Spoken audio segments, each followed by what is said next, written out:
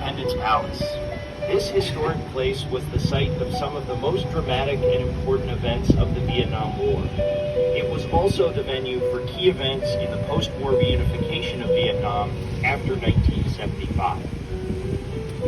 On your right side now is Les One Boulevard, the main city street leading to the palace. On April 30th, 1975, units of the People's Army of Vietnam attacked the palace. Tank number 843, commanded by Lieutenant Louis Quan Thanh, crashed into the main gate and knocked it down. Tank number 390, commanded by Lieutenant Don Quan, was the first to enter the palace grounds. If you look to your left at the front of the palace, you can see the flagpole where Lieutenant Thanh lowered the flag of the South Vietnamese government and hoisted the flag of the Southern Provisional Revolutionary Government, thus marking the end of the Vietnam War. Also on the left, you can see two tanks numbered 843 and 390. These are replicas of the first tanks to reach the palace. In front of you is a South Vietnamese F-5E fighter jet. This jet was used by pilot Nguyen Thanh Trung to bomb Independence Palace on April 8, 1975, just 3 weeks before the end of the war.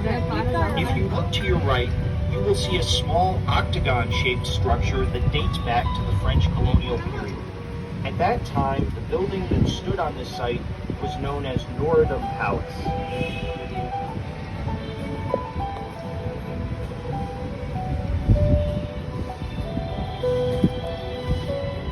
You are traveling through a garden that covers 12 hectares in the center of Ho Chi Minh City.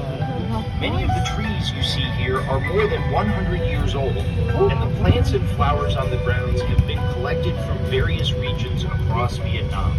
In 1868, French colonial officials chose this location for the new palace of the Governor General of Cochinchina. The name of the building they constructed here was Norodom Palace. In September 1954, Prime Minister Ngo Dinh Diem took over Norodom Palace and renamed it Independence Palace. In 1962, the original palace building was bombed and severely damaged during a failed assassination attempt against Diem. The palace that you see today was built as a replacement. The new palace was designed by the Vietnamese architect Ngo Viet Cung and completed in 1966. On your right side are tennis courts, which were used prior to 1975 by the President of the Republic of Vietnam and by other high-ranking officials in the South Vietnamese government.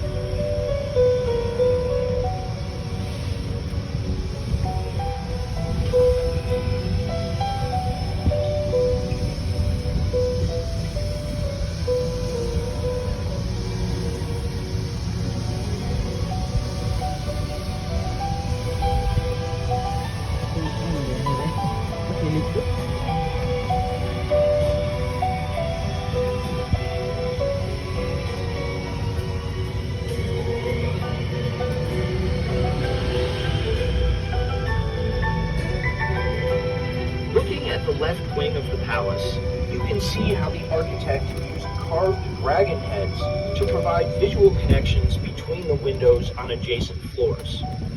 Note also the use of a bamboo-shaped facade along the second floor of the building, designed to allow light and air to pass through to the second floor hallway.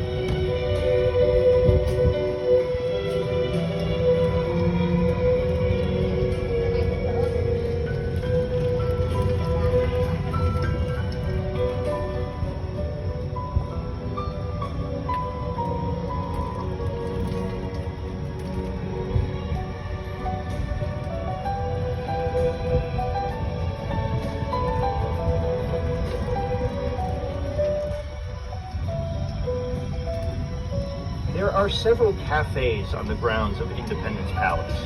The cafe right in front of you is the April 30th Cafe, and it is open for breakfast, lunch, and afternoon drinks.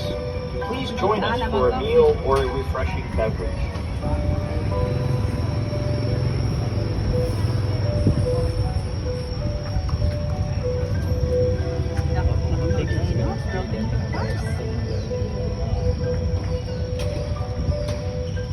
On your right is the official guest house of Independence Palace. The guest house is located inside the palace grounds and features a large parking area, 45 comfortable guest rooms, a 500-seat meeting room, and dining facilities for banquets and wedding parties. Our staff is experienced and professional. Prior to 1975, this building served as the headquarters of the Special Presidential Palace Defense Battalion.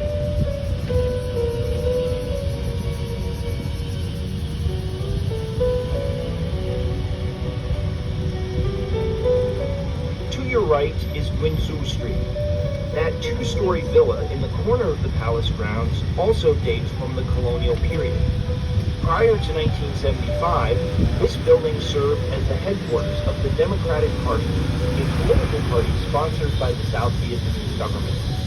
Today, this villa houses an exhibit entitled From Northern Palace to Independence Palace, 1868 to 1966. This exhibit introduces visitors to the history of the old Norodom Palace and to the lives of some of the people who lived in colonial Saigon. Visitors will also learn about the rise and fall of the Ngo Dinh Diem regime, which ruled South Vietnam from 1954 to 1963, as well as the construction of the new Independence Palace during the 1960s. Through the use of digital media, including video projectors, audio recordings, and interactive touchscreens, this exhibit enables visitors to explore the aspects of the history of the palace that they find most interesting and exciting.